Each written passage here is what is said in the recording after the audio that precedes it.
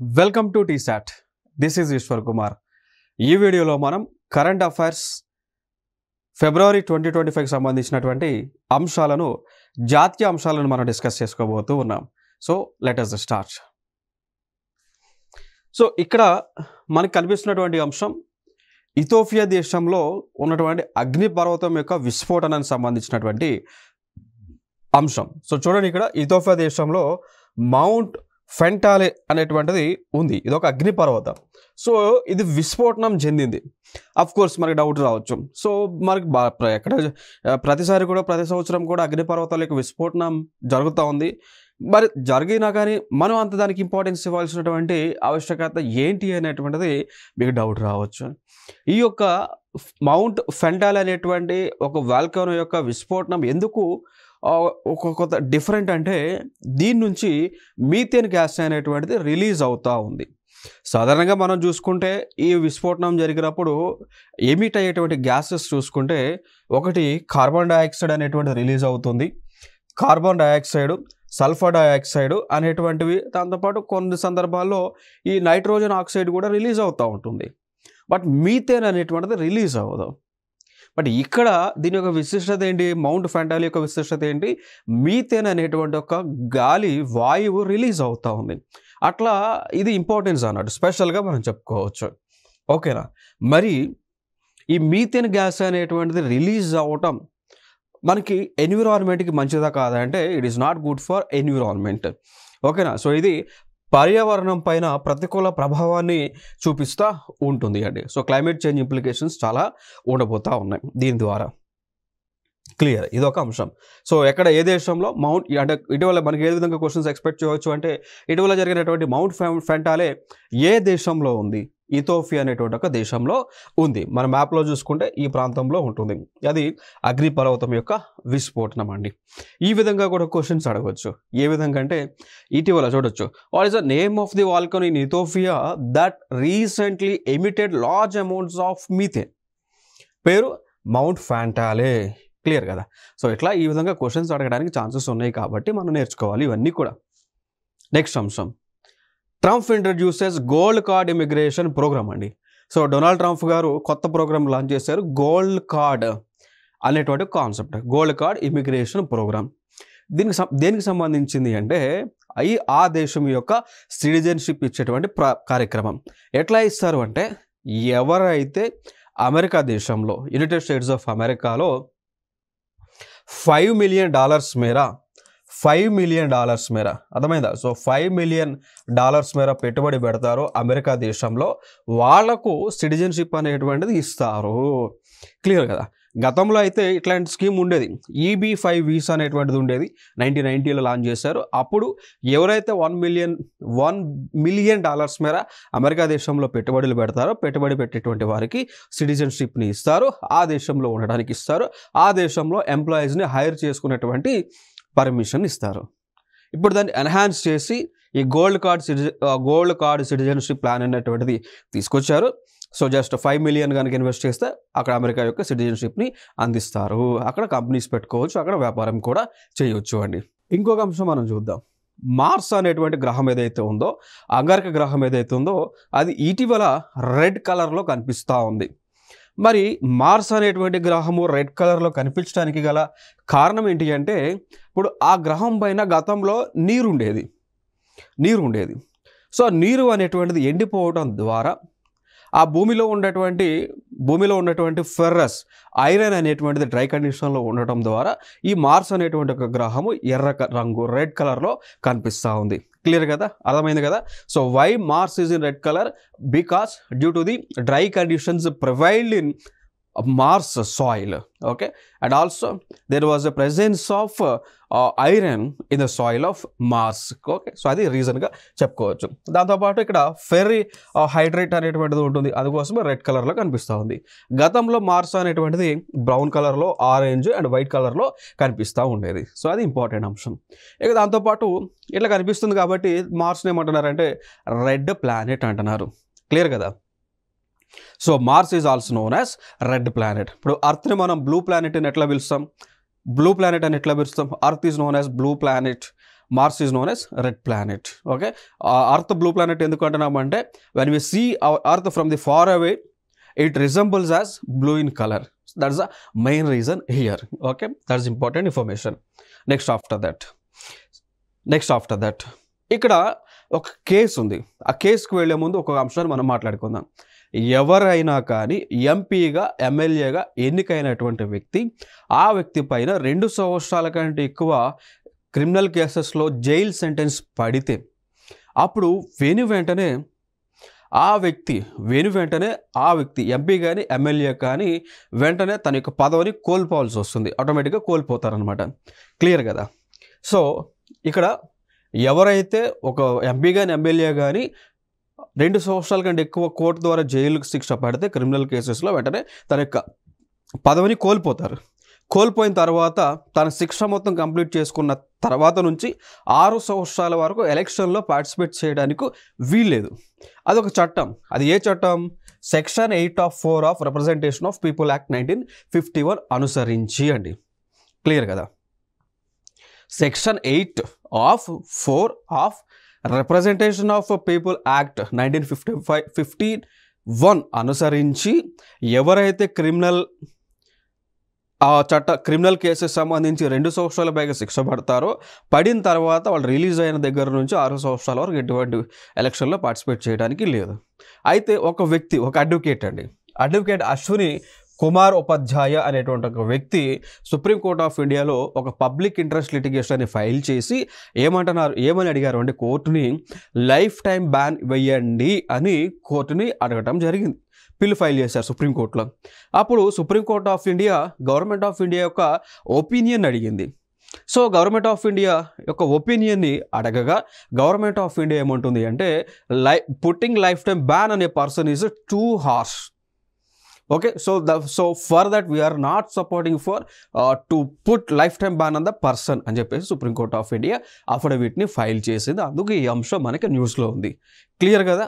Okay, so గతంలో కూడా ఒక పొలిటీషియన్ ఇదే చట్టాన్ని అనుసరించి తన యొక్క ఎంపీ పదవిని కోల్పోవాల్సి వచ్చింది.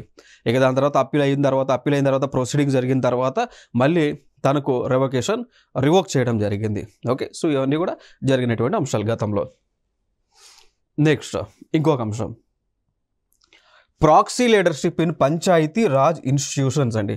ఇప్పుడు ఫర్ ఎగ్జాంపుల్ మనం చూస్తున్నాం, ఊరిలో ఉన్నటువంటి పంచాయతీ ఆఫీసులు ఏవైతే ఉన్నాయో ఆ పంచాయతీ ఆఫీసులో మహిళలు కనుక సర్పంచ్లు అయితే అప్పుడు అజమాయిషి ఎవరు చేస్తూ ఉన్నారు? ఆ మహిళల యొక్క భర్తలు చేస్తూ ఉన్నారు. చాలా పంచాయతీల్లో కూడా అదే జరుగుతూ ఉంది. సో అందుకోసము ప్రభుత్వం ఏం చేసిందంటే ఒక కమిటీని ఏర్పాటు చేసింది. ఓకేనా?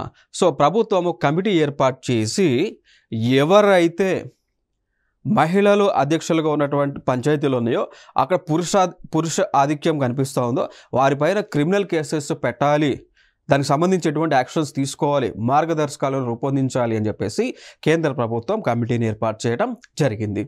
ఓకే, సో ఇది ఒక అంశంగా మనం చెప్పుకుందాం.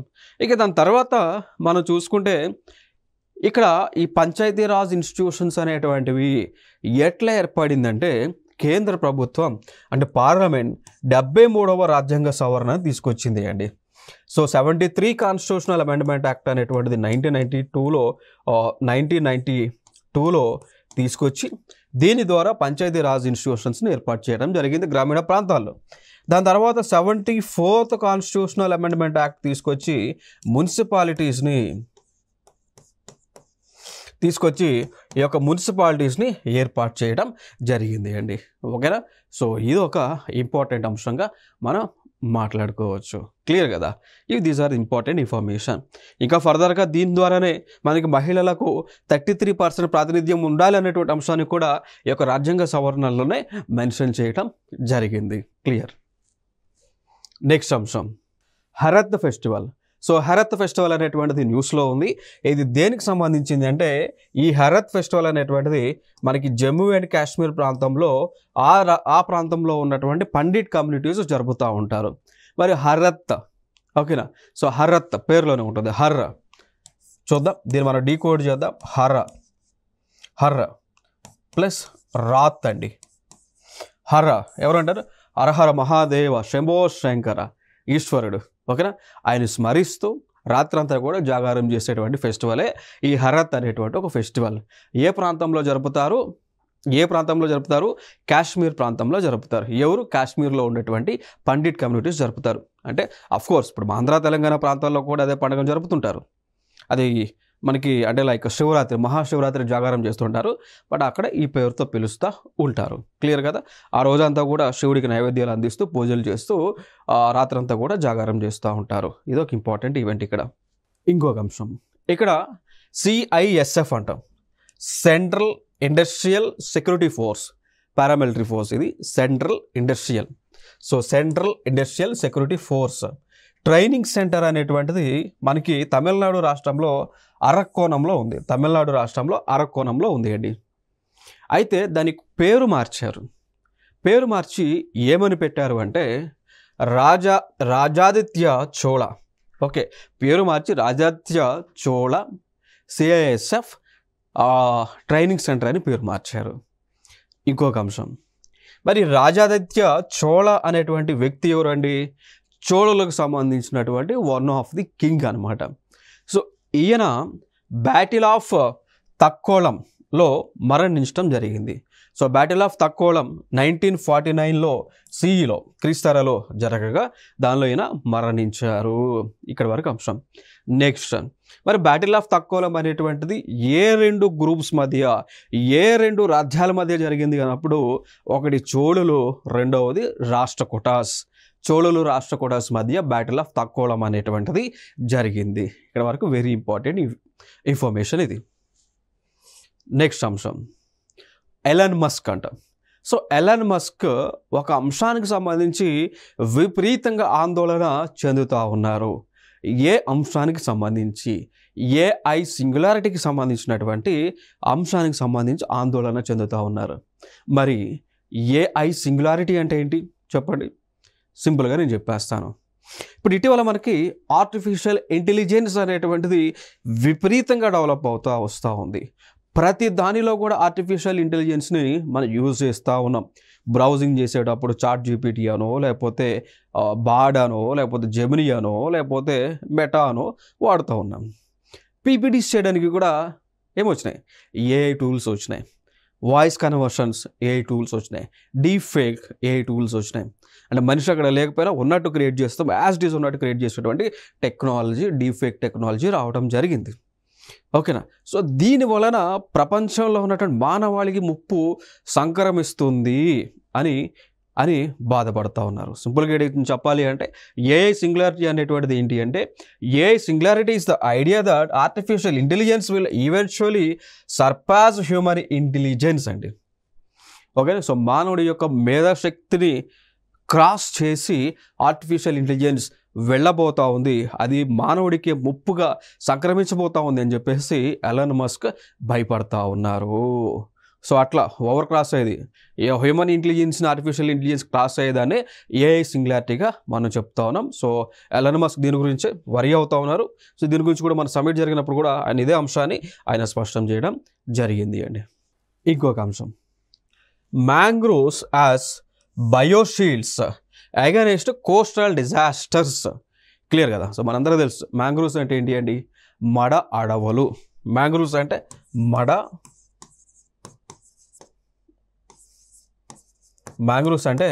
మడ అడవులు అంటాం. మడ అడవులు ఎక్కడ ఉంటాయండి? ఎక్కడైతే ఫ్రెష్ వాటరు, మెరైన్ వాటర్ అంటే సముద్రము నీరు, మంచినీరు కలిసేటువంటి ప్రాంతాలు ఏవైతే ఉంటాయో ఎక్కడ కలుస్తుంటాయి చెప్పండి? ఇది ఫర్ ఎగ్జాంపుల్ ఇండియా అనుకుంటే ఈ ప్రాంతం సముద్రం ఇదంతా కూడా మనకి అరేబియన్ సీ ఉంది. అరేబియన్ సీలో ఉండేటువంటి నీరేంటి? ఉప్పు నీరు, సాల్ట్ వాటర్, మెరైన్ వాటర్ లేదా బ్రాకిష్ వాటర్ అనుకోండి. బే ఆఫ్ బెంగాల్లో కూడా ఉంటుంది. ఇదంతా కూడా సాల్ట్ వాటర్. మరి ఫ్రెష్ వాటర్ ఎక్కడి నుంచి వస్తుంది? ఇండియాలో ల్యాండ్ మీద ఉన్నటువంటి నదుల ద్వారా. ఫర్ ఎగ్జాంపుల్ ఇటు చూసుకుంటే కృష్ణ, గోదావరి నదుల ద్వారా ఫ్రెష్ వాటర్ ఇటు వస్తుంది. ఇటు వస్తే నర్మది, తపతి ఈ నదుల ద్వారా మనకి అరేబియన్ సీలోకి ఫ్రెష్ వాటర్ ఎంటర్ అవుతుంది. సో ఎక్కడైతే మంచినీరు, ఉప్పు నీరు కలుస్తూ ఉందో అక్కడ కొన్ని అడవులు డెవలప్ అవుతూ ఉన్నాయి. వాటిలో మ్యాంగ్రోవ్స్ అంటాం, వాటిలో మడ అడవులు అంటాం. వీటి ద్వారా లాభాల నష్టాలు అంటే నష్టాలు అన్నీ కూడా లాభాలే. ఎటువంటి లాభాలు ఉన్నాయంటే ఈ మ్యాంగ్రోవ్ ఫారెస్ట్లు అనేటువంటి ఏం చేస్తాయి అంటే ఆ యొక్క సాయిల్ని గట్టిగా పట్టుకొని ఉంటాయి. సో ఎప్పుడైతే సముద్రం నుంచి అలలు విపరీతంగా వేగంగా భూమిపైకి వస్తూ ఉన్నాయో ఆ సమయంలో సముద్రం యొక్క అలల యొక్క ఉధృతిని తగ్గిస్తూ ఉంటాయి మ్యాంగ్రూవ్ ఫారెస్ట్లు. దాంతోపాటు సముద్రం నుంచి వచ్చేటువంటి విపరీతమైనటువంటి అతి వేగమైనటువంటి గాలులు ఏవైతే ఉన్నాయో వాటి యొక్క గాలుల యొక్క వేగాన్ని గణనీయంగా తగ్గిస్తూ ఉంటాయి మ్యాంగ్రూవ్ ఫారెస్ట్లు. అడ్వాంటేజే కదా. సో అలలు రాకుండా, వరదలు రాకుండా, విపత్తులు రాకుండా, తుఫాన్లు గాలులు వేగంగా రాకుండా అడ్డుకుంటా ఉన్నాయి మ్యాంగ్రూవ్ ఫారెస్ట్లు. మరి మనం ఏం చేస్తూ ఉన్నాం? టెక్నాలజీ కోసమని, అర్బనైజేషన్ కోసమని ఈ అడవులను నరికేటువంటి కార్యక్రమం చేస్తూ ఉన్నాం. ఇటీవల IFSR రిపోర్ట్ అంటాం, ఇటీవల Indian state of forest report. So Indian state of forest report 2023 కూడా ఏం చెప్తా ఉంది? సో ఆ Indian state of forest report 2023 ఏం చెప్తా ఉంది అంటే మడ అడవుల యొక్క పర్సంటేజ్ గణనీయంగా తగ్గుతూ ఉంది because of increase of deforestation అని చెప్తా ఉంది. సో అందుకోసం ప్రభుత్వం ఏం చేస్తూ ఉంది అంటే ప్రజలకు ముందు తెలియజేస్తూ ఉంది ఏమని, ఈ అడవుల వల్ల విపరీతమైనటువంటి ఉపయోగం ఉంది కాబట్టి మనం పరిరక్షించుకోవాల్సినటువంటి బాధ్యత మనుషులకు ఉంది అనేటువంటి అంశాన్ని అవేర్నెస్ క్యాంప్స్ ద్వారా ప్రభుత్వం తెలియజేస్తూ ఉంది. దాంతోపాటు కొన్ని పథకాలను కూడా ప్రారంభించింది. లైక్ అమృత్ ధరోహర్ అనేటువంటి పథకం కావచ్చు, మిసిటీ అనేటువంటి ఒక పథకం, nothing but mangrove initiative for shoreline habitats and tangible incomes అనేటువంటి ఒక స్కీమ్ని లాంచ్ చేశారు. దీని ద్వారా అఫారెస్టేషన్ ఆఫ్ మ్యాంగ్రూవ్స్ని చేస్తూ ఉన్నారు. సో ఇది న్యూస్లో ఉన్నటువంటి అంశము. ఇంకా ఫర్దర్ ఫ్యాక్ట్స్ మాట్లాడుకోవాల్సి వస్తే భారతదేశంలో కాదు ప్రపంచంలోనే అతిపెద్ద మడ అడవులు కలిగినటువంటి ప్రాంతం ఏది అన్నప్పుడు సుందర్బన్స్. ఈ ప్రాంతం అంతా కూడా ఉంటుంది వెస్ట్ బెంగాల్ దగ్గర. ఓకేనా. ఈ ప్రాంతం డెల్టా అంతా కూడా, హుగ్లీ డెల్టా అంతా కూడా సుందర్బన్స్ ఉంటాయి. ఓకేనా. So Sundarbans forest nothing but they are the mangrove forest అనమాట.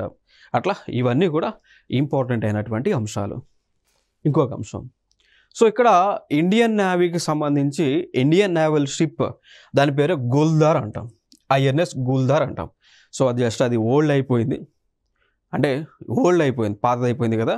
సో దాన్ని పడేయకుండా మన భారత ప్రభుత్వం ఏం చేస్తూ ఉంది అంటే దాన్ని ఒక అండర్ వాటర్ మ్యూజియంగా రూపుదిద్దారు. సో సింపుల్గా ఇది INS గుల్దార్ అనేటువంటిది ఒక సబ్మరైన్ అనమాట. సో దాన్ని ఇండియన్ నేవీ వాళ్ళు ఏం చేశారంటే అండర్ వాటర్ మ్యూజియంగా దాన్ని మార్చారు. అర్థమైందా? సో మార్చి దీన్ని మహారాష్ట్ర దగ్గర డిప్లాయ్ చేశారు. డిప్లాయ్ చేసి మహారాష్ట్ర టూరిజం డెవలప్మెంట్ కార్పొరేషన్కి దాన్ని అందించారు. క్లియర్ కదా? సో దీని ద్వారా అక్కడ టూరిజం డెవలప్ చేయబోతా ఉన్నారు. క్లియర్ కదా? So right. ఎటువంటి క్వశ్చన్స్ రావచ్చు? INS గుల్దార్ ఏ ప్రాంతంలో డిప్లాయ్ చేశారు? ఇక్కడ మహారాష్ట్రలో డిప్లాయ్ చేశారు. For what?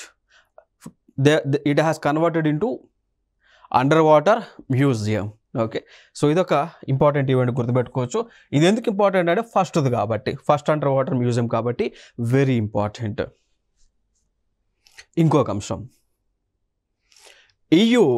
European Union classifies caffeine as harmful అండి.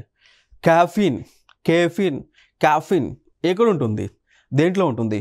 కాఫీలో ఉంటుంది. అర్థమైందా? సో కాఫీ బీన్స్ ఏవైతే ఉన్నాయో ఆ కాఫీ బీన్స్లో ఎక్కువగా కాఫీన్ అనేటువంటిది అత్యధిక మోతాదులో ఉంటా ఉంది అండి. దాంతోపాటు ఈవెన్ చాక్లెట్ సీడ్స్లో కానీ కోకోలో కానీ ఈ కాఫీన్ అనేటువంటిది ఎక్కువగా ఉంటా ఉంది. అర్థమైందా?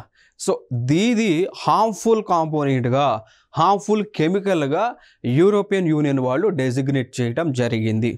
క్లియర్ కదా? సో ఇది ఒక అంశం. ఈ కాఫీన్ దేంట్లో ఉంటుందండి?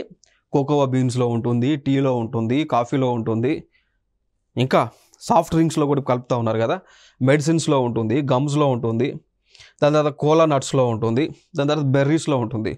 ఓకేనా? సో వీటిలో క్యాఫీన్ ఉంటుంది, హార్మ్ఫుల్ కాంపోనెంట్గా చేశారు.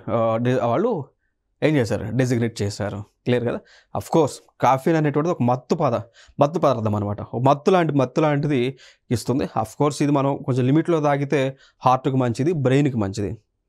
లిమిట్ దాటిందంటే ఏదైనా అనర్థమే కదా. సో సరిపోను ఉంటే బ్యాలెన్స్డ్గా ఉంటే ఏదైనా మంచిది, ఎక్కువ అయితే ఏదైనా అనర్థమే. అది ఏదైనా అనర్థమే, అతి అనేటువంటిది అనర్థం అన్నట్టు. ఓకే. సో ఇది ఒక అంశం న్యూస్లో ఉంది. సో మరి దీనిపైన ఎటువంటి క్వశ్చన్స్ రావచ్చు చూద్దాం ఒక్కసారి. Which organisation classified caffeine as harmful to humans if swallowed? ఏ ఆర్గనైజేషన్ అండి?